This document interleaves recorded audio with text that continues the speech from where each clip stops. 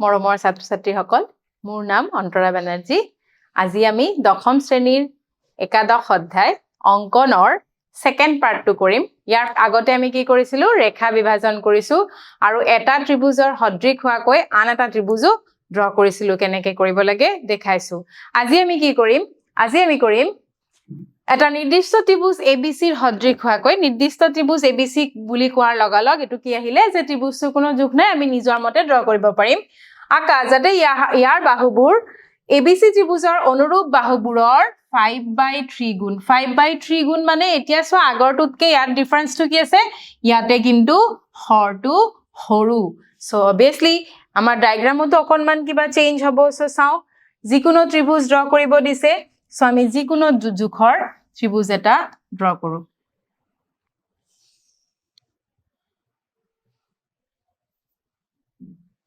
অলপ এনেকে কৰো, সৰুকে কৰিছো দেই। যিকোনো জোখৰ এনেকে ত্ৰিভুজ এটা ড্ৰ কৰিলো।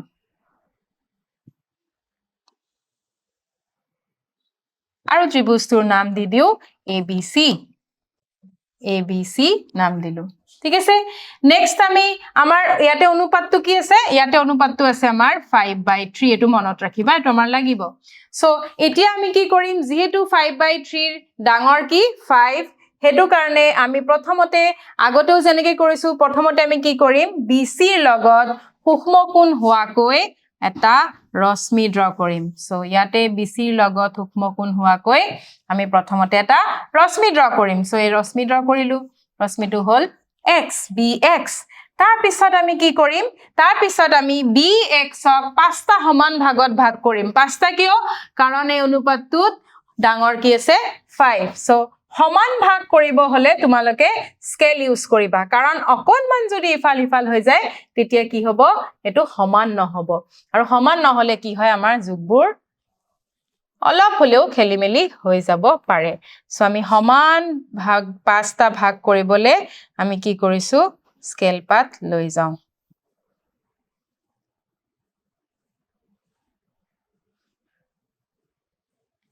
ইয়া স্কেল পাত আনিলো। স্কেল পাত আনি স্কেল পাত অকনমান ডাঙৰ কৰি দিও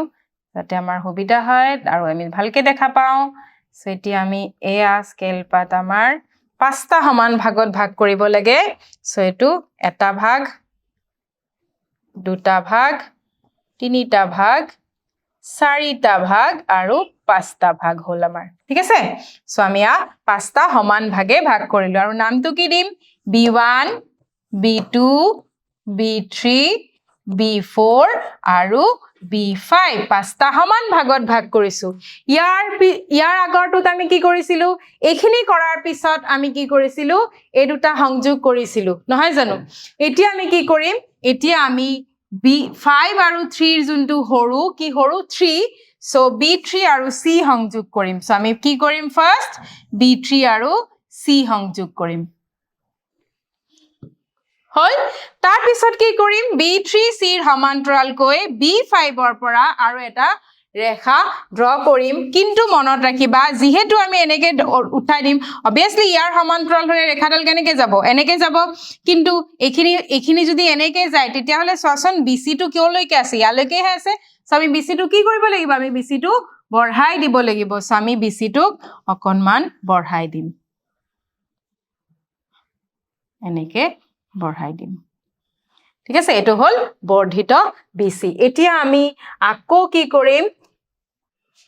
কম্পাস লম। কাৰণ আমি সমান্তৰালটো আমি এনে টানি দিয়া নাছিলো, হয়নে? দুটা অনুৰূপ কোণ ড্ৰ কৰিছিলো সমান জোখৰ। সো ইয়াতে আমি প্ৰথমতে B3 ত বহাই যিকোনো বেখাৰ্ধ লৈছিলো, মনত আছে নে? যিকোনো বেখাৰ্ধ লৈ প্ৰথমতে আমি কি কৰিম? এটা চাপ ড্ৰ কৰিম। প্ৰথম চাপটো নিজৰ মতে লব পাৰা। সো যিকোনো বেখাৰ্ধ। তাৰ পিছত আমি এতিয়া উঠাই এটো ক'ত বহাম? B5 ত বহাম। আৰু এবাৰ যে উঠাই বহালো এতিয়া কিন্তু আৰু বেখাৰ্ধ চেঞ্জ নহয়। ইয়াতে যি বেখাৰ্ধ লৈছিলো হেতুৱে লৈ কি কৰিম? আৰু এটা চাপ আমি B5 ৰ পৰা এনেকে টানি দিম। তাৰ পিছত আমি কি কৰিম? আকৌ কম্পাসটো লৈ আহিম। লৈ আহি ক'ত বহাম? ইয়াতে বহাম। ইয়াতে বহাই এতিয়া আমি কি কৰিম? ইয়াতে আমি এই দূৰত্বটো জুখিম। এই দূৰত্বটো জুখিম ঠিক আছে তাৰ মানে B3C আৰু BX ক যোন দুটা বিন্দুত কাটিছে চাপটোৱে সেই দুটা বিন্দুৰ দূৰত্ব লম লৈ এতিয়া আমি কি কৰিম এই দুটা বিন্দুৰ দূৰত্ব লম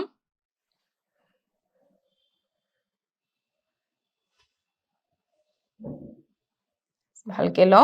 কাৰণ মই বাৰে বাৰে কৈছো অংকনত যদি অকনমান জুখৰ খেলিমেলি হয় তেতিয়া কি হ'ব আমাৰ ডায়াগ্ৰামটো ভালকে নহব আছে সো এতিয়া আমি চাপটো দি দিও এয়া হল এতিয়া সোৱা আমি কি পালো আমি এটা পয়েন্ট পাইছো নহয় জানো এতিয়া B5 আৰু এই পয়েন্টটো আমি কি কৰিম জয়েন কৰি দিম B5 আৰু এটো পয়েন্ট জয়েন কৰি দিম B5 হোৱা নাই B5 আৰু এই পয়েন্টটো জয়েন কৰি দিম ঠিক আছে আৰু যোনটো পয়েন্ট পালো ইয়াতে যোনটো পয়েন্ট পালো তাৰ নাম দিম C ড্যাশ এটোৰ নাম দিলো C ড্যাশ ঠিক আছে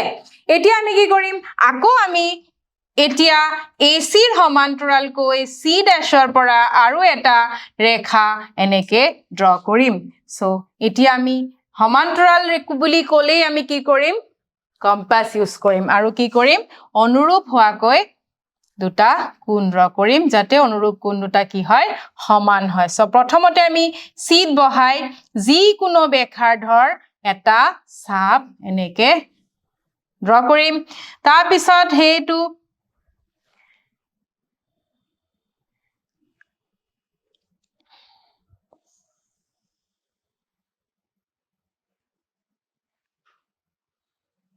তাৰ পিছত কি কৰিম টু ঠাই লৈ গৈ C ড্যাশত বহাম ব্যাসাৰ্ধ চেঞ্জ নহয় আৰু মনত আছে নাই ব্যাসাৰ্ধ চেঞ্জ নহয় সো লৈ আৰু এটা চাপ এনেকে টানিম হল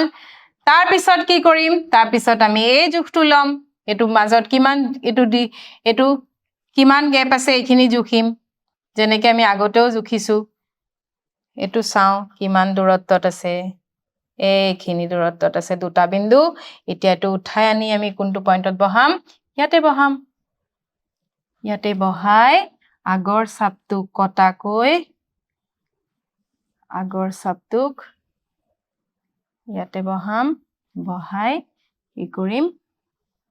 আগৰ চাপটোক কাটিব পৰা এনেকে দিম হল তাৰ পিছত কি কৰিম তাৰ পিছত নেক্সট আমাৰ হ'ব আকৌ আমি এতিয়া কি কৰিম BA এটো ৰেখাকো আমি কি কৰিম বৰ্ধিত কৰিম BA বৰ্ধিত কৰিলো বৰ্ধিত আৰু এতিয়া আমি নতুনকে যে পয়েন্টটো পালো এই পয়েন্টটো আৰু C ড্যাশ সংযোগ কৰি বৰ্ধিত BA সেট কৰাকে এনেকে ড্ৰ কৰি দিম ঠিক আছে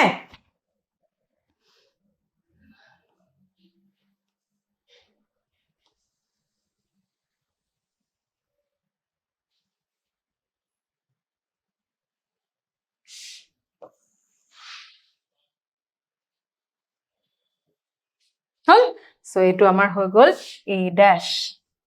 এটো আমাৰ হৈ গল A ড্যাশ ঠিক আছে সো এয়া যে আমি পালো এটো হল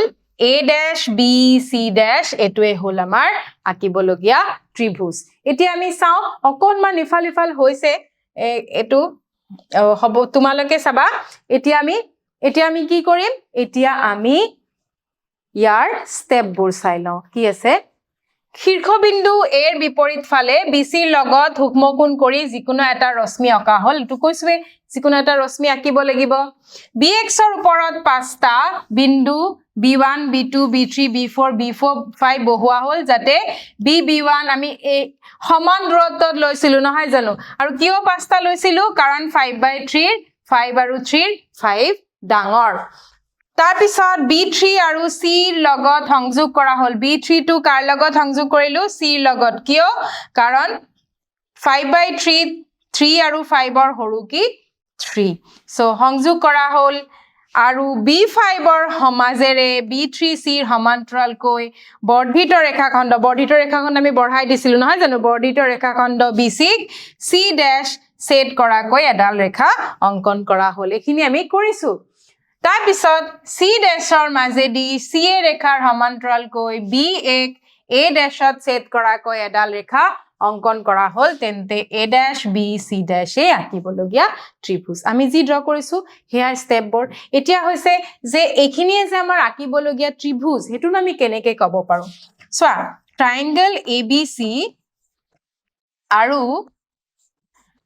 ট্ৰায়াঙ্গল A dash B C dashৰ A dash B C dashৰ কি হ'ব চোৱা angle B equals to angle B এই দুটা কি হয় সাধাৰণ কোণ হয় সাধাৰণ কোণ আৰু কি হ'ব আৰু আমি যদি ডায়াগ্ৰামত চাও আমি দেখা পাম angle ACB equals to angle ACB equals to angle A dash C dash B কিয় কাৰণ এই দুটা হল অনুৰূপ কোণ আৰু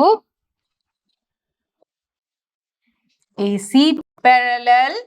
A dash C dash so হেতু কাৰণে এই দুটা ত্ৰিভুজ কি হ'ব therefore triangle ABC সদৃশ triangle A dash B C dash ত্ৰিভুজ দুটা সদৃশ হলে আমি ক'ব পাৰো নে বাহুৰ অনুপাতবোৰ সমান therefore AB by A dash B equals to BC by B dash C equals to CA by C dash A dash হয়নে কিন্তু BC by B dash C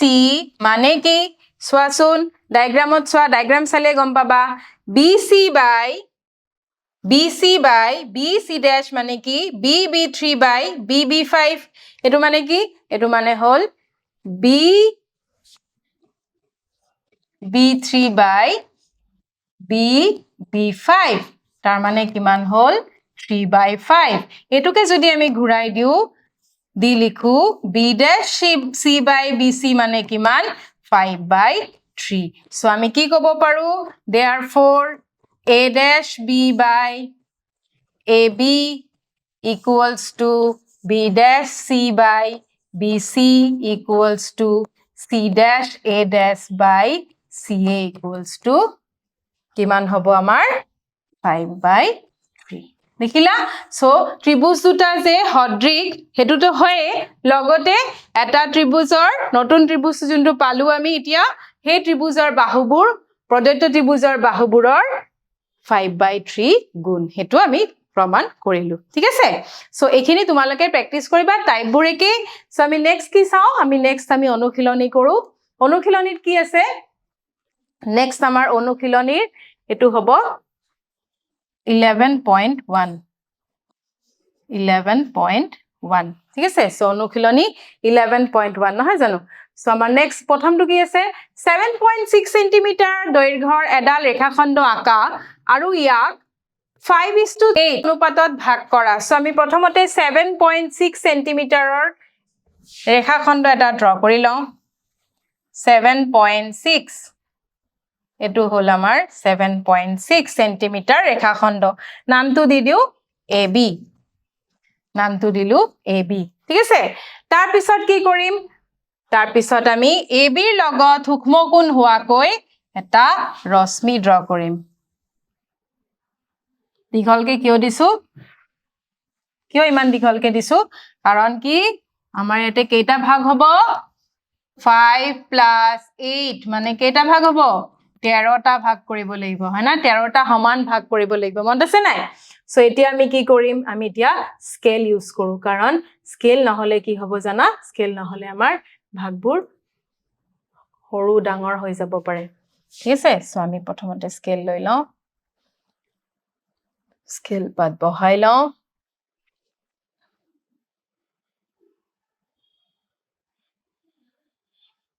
আছে সো এটো আমাৰ এটা এতিয়া এটো আমাৰ এটা দুটা তিনিটা চাৰিটা পাঁচটা ছটা সাতটা 8 9 10 11 12 13 সো আমি এতিয়া 13টা সমান ভাগ কৰিলো আৰু নামবোৰ কি দিম A1 A2 A3 A4 A5 A6 A7 A8 A9 A10 A11 A12 A13 13টা সমান ভাগ কৰিলো কিয় 13টা কৈছোৱে অনুপাতটো যেতিয়া ৰেখাখণ্ড বিভাজন কৰিব লাগিব তেতিয়া কি হ'ব অনুপাতটো যি দিয়া আছে তাৰ অংক দুটা যোগ কৰিম কৰি কেইটা ভাগ পালো 13 যোগ কৰি পালো 13 হেতু কাৰণে আমি 13টা ভাগ কৰিম সো এতিয়া তাৰ পিছত আমি কি কৰিম তাৰ পিছত আমি B আৰু A13 সংযোগ কৰিম সো আমি প্ৰথমতে B আৰু A13 সংযোগ কৰিম ঠিক আছে নেক্সট B আৰু A13 ৰ সমান্তৰালকৈ A5 ৰ পৰা আৰু এটা ৰেখাখণ্ড আমি ড্ৰ কৰিব লাগিব হয়নে সো A5 ৰ পৰা কিয় কাৰণ ইয়াৰ প্ৰথম অনুপাতটো কি আছে প্ৰথম অনুপাতটো আমাৰ 5 আছে সো আমি প্ৰথমতে ৰেখাখণ্ড যদি সমান্তৰালকৈ ড্ৰ কৰিব লাগে আমাৰ কি লাগিব এতিয়া আকৌ কম্পাস সো আমি কম্পাস লৈ লওঁ নেক্সট আমি কি কৰিম A13 ত বহাই যিকোনো বেখাৰ্ধৰ এটা চাপ এনেকে ড্ৰ কৰিম ঠিক আছে হে একে বেখাৰ্ধ লৈ আমি ক'ত বহাম A5 ত বহাই আমি কি কৰিম আৰু এটা চাপ এনেকে A5 এটো পইণ্টৰ পৰা এনেকে দিম ঠিক আছে তাৰ পিছত আমি কি কৰিছিলো তাৰ পিছত আমি এই দূৰত্বটো জুখিম এটো দূৰত্ব জুখিম সো এই দূৰত্বটো এতিয়া জুখা ইয়াৰ পৰা এইখিনিলৈকে হয়নে এই দূৰত্বটো জুখিলো জুখি এতিয়া আমি আকৌ কি কৰিম কম্পাসটো লৈ আহিম লৈ আহি ক'ত বহাম এটো পইণ্টত বহাম বহাই কি কৰিম এতিয়া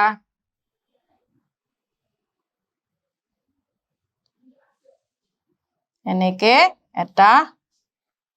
এটো পইণ্টত ভালকে বহাব লাগিব এটো পইণ্টত বহাই এনেকে এটা চাপ ড্ৰ কৰি দিম ঠিক আছে নেক্সট আমি কি কৰিম A5 আৰু এটো পইণ্ট এই দুটা সংযোগ কৰিম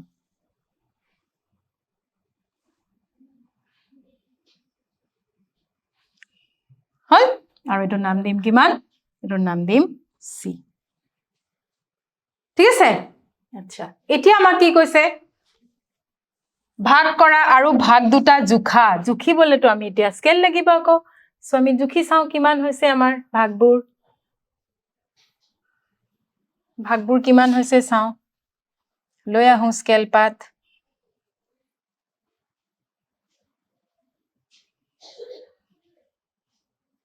পাত আনিলো এয়া চোৱা এটো কম পোৱা নাযায় ন এটো নালাগে এটো আমি এনেকে জুখো ইয়াৰ পৰা এইখিনি লৈকে আমাৰ হৈছে ইয়াৰ পৰা এইখিনি আমাৰ হল 2.9 ঠিক আছে 2.9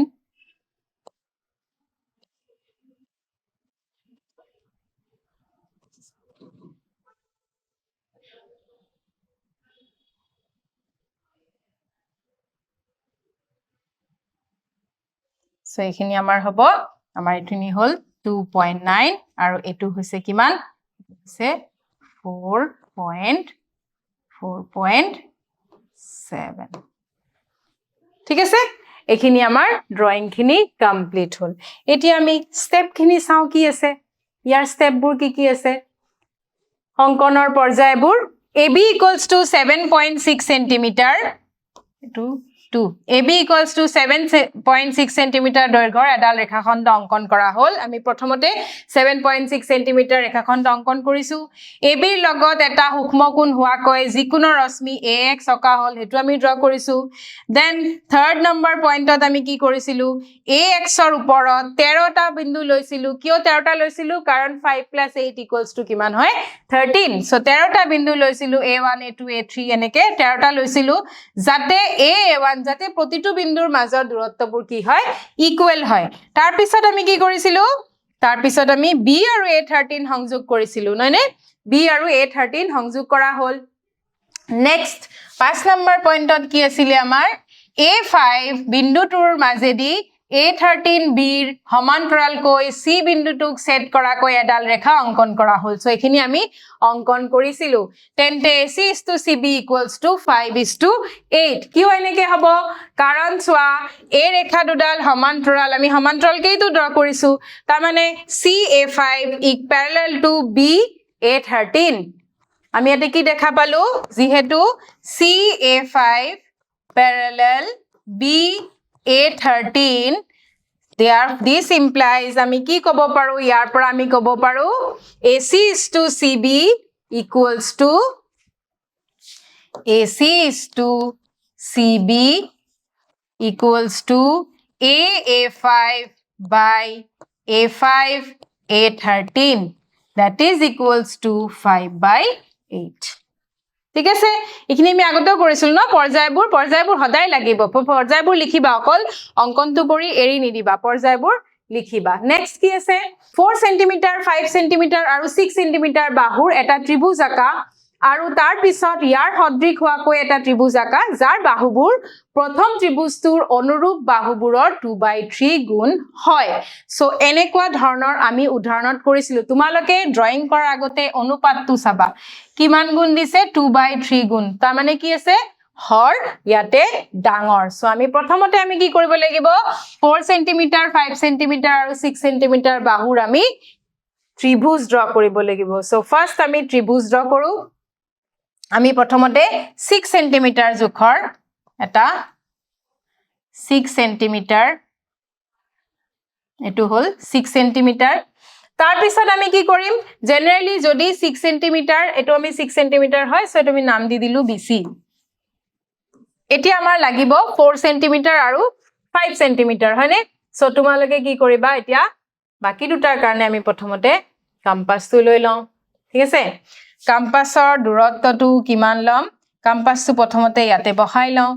লৈ কম্পাসৰ ব্যাসাৰ্ধ আনিম আমি 4 cm या 4 cm ব্যাসাৰ্ধ লৈ এখিনিতে এটা চাপ ড্ৰ কৰিম ঠিক আছে তাৰ পিছত সি পইণ্টত উঠাই লৈ যাম এতিয়া সি পইণ্টৰ পৰা আকৌ কিমান লম 5 cm সি পইণ্টৰ পৰা আমাৰ এটো কিমান হ'ব সি পইণ্টৰ পৰা আমি এতিয়া আৰু এটা চাপ ড্ৰ কৰিব লাগিব যাৰ এটো হ'ব 5 cm ব্যাসাৰ্ধ সো 5 cm ব্যাসাৰ্ধ লৈ আমি আৰু এটা চাপ এনেকে ড্ৰ কৰিম ঠিক আছে সো এতিয়া এই দুটা সংযোগ কৰি দিম আমি ত্ৰিভুজটো পাই যাম এটো আমি ত্ৰিভুজ পালো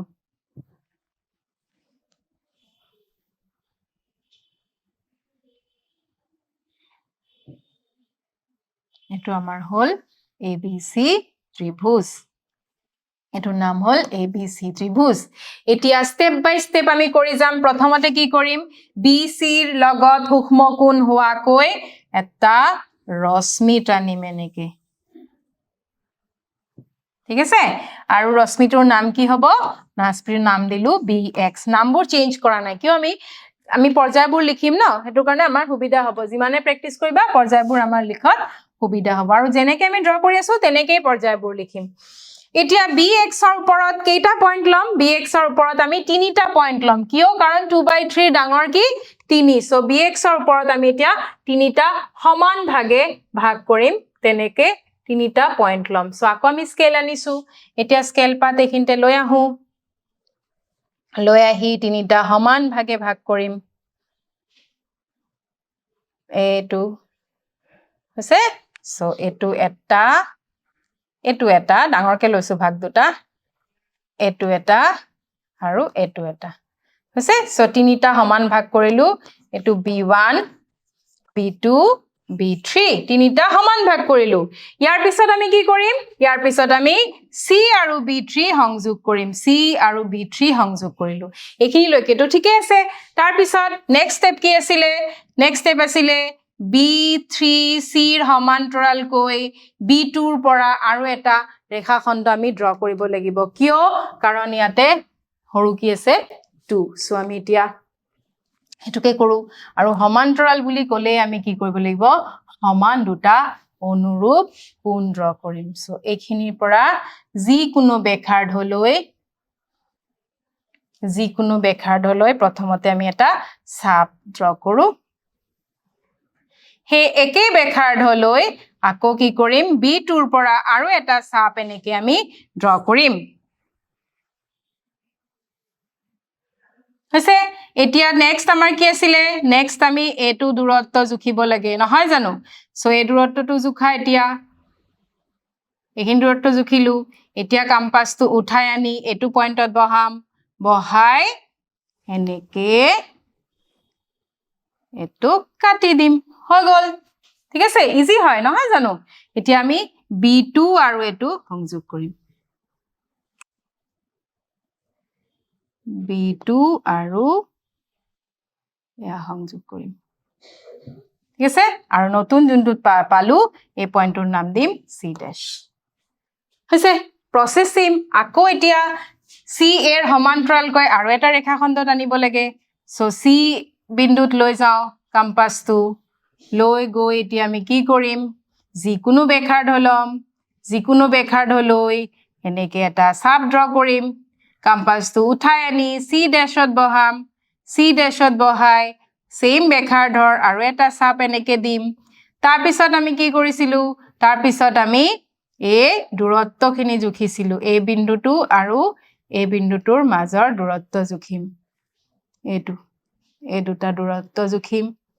সোৱা এটো হৈছে জুখি এখিনি উঠাই আনি ইয়াতে বহাই আগৰ চাপটোক এনেকে কাটি দিম হৈ গল ঠিক আছে এতিয়া আমি কি কৰিম C ড্যাশ আৰু এটো সংযোগ কৰিম C ড্যাশ আৰু এই বিন্দুটো সংযোগ কৰিম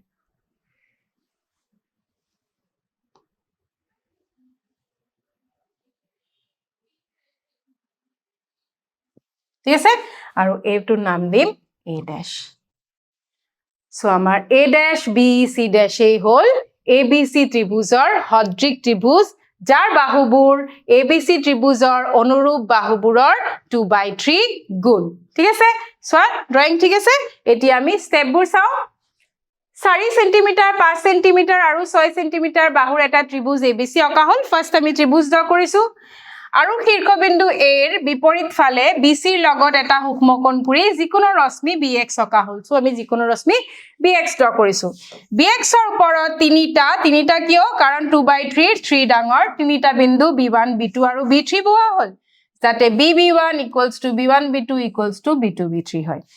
B3C সংযোগ কৰা হল আৰু B2 কাৰণ 2/3 2 সৰু লগত মাজেৰে B3C ৰ সমান্তৰালকৈ BC C ড্যাশত সেট কৰাকৈ এডাল ৰেখা টনা হল আমি এটা ৰেখা টানিছো নহয় জানো আমি ৰেখা টানিছো নেক্সট কি কৰিছো নেক্সট আমি C ড্যাশৰ মাজেদি C এৰ সমান্তৰালকৈ B1 A ড্যাশত সেট কৰাকৈ এডাল ৰেখা অঙ্কন কৰিছো তেন্তে A dash B C dash এই হল আঁকিবলগীয়া ত্ৰিভুজ ঠিক আছে এটো কিয় হল এটো যে 2/3 গুণ হয় ইয়াৰ এই ত্ৰিভুজটোৰ বাহুবোৰ যে অনুৰূপ ত্ৰিভুজৰ বাহুবোৰ এটো ত্ৰিভুজৰ আমাৰ যোনটো ত্ৰিভুজ আমি এটা ড্ৰ কৰিলো এই সদৃশ ত্ৰিভুজটো প্ৰদত্ত ত্ৰিভুজৰ অনুৰূপ বাহুবোৰৰ যে 2/3 গুণ হয় হেতু কেনেকে হয় এতিয়া আমি হেতু চাও এতিয়া সোৱা যেনেকে আগৰটো কৰিছো ত্ৰিভুজ দুটা কি হয় ত্ৰিভুজ দুটা হল সদৃশ ত্ৰিভুজ দুটা সদৃশ হলে বাহুৰ অনুপাতবোৰ কি হ'ব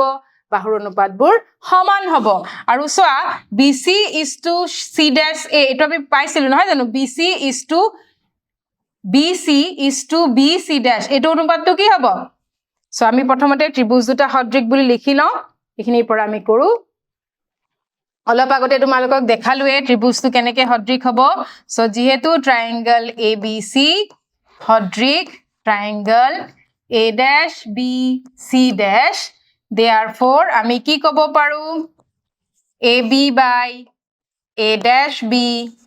equals to BC by BC dash equals to CA by C dash A dash এখিনি আমি কব পাৰো এটো কিয় এটো A শৰ্তমতে আমি কৰিছো নহয় জানো আগৰটো same process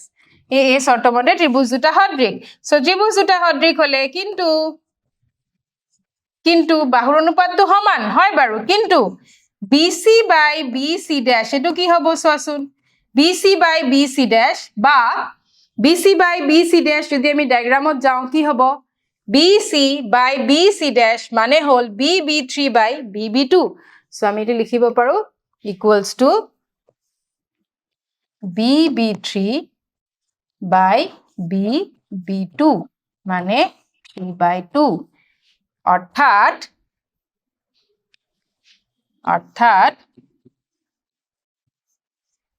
BC dash by BC equals to কি হব রেসিপ্রোকাল করা হয়েছে এফালে BC dash by BC কি হব 2/3 তো আমি কি কব পাৰো therefore এটা গোটেইখিনি যদি ৰেসিপ্ৰোকাল কৰি দিও A dash B by AB equals to next কি আছে B dash C by BC equals to C dash A dash by CA equals to 2/3 ঠিক আছে হলে সো এখিনি প্র্যাকটিস কৰা আজি ক্লাসটো আমি ইয়াতে শেষ কৰিলো ইয়াৰ পৰৱৰ্তীখিনি আমি নেক্সট ক্লাছত আলোচনা কৰিম ধন্যবাদ